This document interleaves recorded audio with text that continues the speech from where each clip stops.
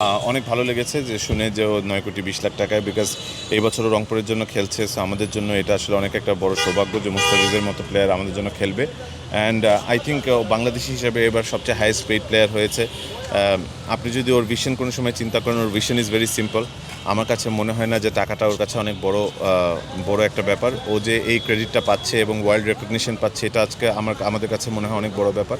এটা খালি আমাদের জন্য না, পুরো বাংলাদেশের জন্য অনেক বড় একটা ব্যাপার যে ও এত টাকায় বেচা হয়েছে। সাকিবের অভাবটা পূরণ করবে কিনা বাংলাদেশ, মানে এটা অভাবটা অনুভব করবে কিনা সাকিবের অভাবটা? সাকিব আল হাসান অবশ্যই। দেখেন, সাকিব আল হাসান যেই ক্যাটেগরি, যে ক্যালিবার এবং ক্যাপাসিটির প্লেয়ার, ওকে আসলে রিপ্লেস করা খুব কঠিন।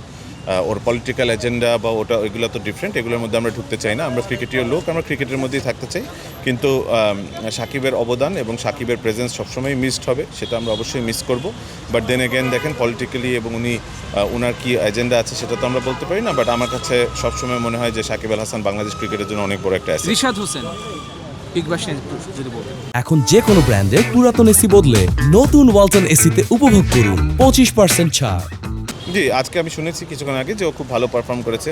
Obviously a great asset for Bangladesh cricket. বাংলাদেশের জন্য ইনশাল্লাহ আরও ভালো করুক, সেটাই আমাদের কামনা থাকবে। ও আমাদের জন্য জিএসএলও রংপুরে খেলেছে, ও রংপুরেরই ছেলে, সেটাও আমাদের জন্য একটা ভালো লাগার ব্যাপার। সো আমরা ওয়ার্ল্ডের রেকগনিশন পাচ্ছি, players are making their presence felt in the world. So আমার কাছে ভালো লাগার ব্যাপার। যেহেতু মুস্তাফিজের নাম শুরু যেহেতু প্রশ্ন হয়েছে, তার একবার বলছি মানে সেদিক থেকে আপনার মন্তব্য বা অবশ্যই দেখেন, আমার কাছে মনে হয় যে বাংলাদেশের প্লেয়ারদের সেই ক্যালিবার এবং ক্যাপাসিটি আছে এই টাকায় বিক্রি হয়। 9 কোটি 20 লাখ টাকা মুস্তাফিজের জন্য আমি মনে করি ইজ দ্য রাইট অ্যামাউন্ট। কিন্তু দেন এগেন আমি বলতে চাই যে টাকাটা বড় ব্যাপার না। ও যে ওয়ার্ল্ড রেকগনাইজড হচ্ছে, ও যে এই রেসপেক্টটা পাচ্ছে ওয়ার্ল্ড ক্রিকেট থেকে, সেটা খালি মুস্তাফিজ এবং তার পরিবারের জন্য না, আমাদের বাংলাদেশের ক্রিকেট ফ্র্যাটার্নিটি এবং যত ফ্যান্স আছে তাদের জন্য আজকে অনেক বড় দিন। ফিজ ছাড়া অন্য কেউ কিন্তু আর আইপিএল ভাবে চান্স পায়নি, এটা বাংলাদেশিদের জন্য একটু হতাশার কিনা? দেখেন, সবাই সবার জায়গা থেকে চেষ্টা করে যাবে।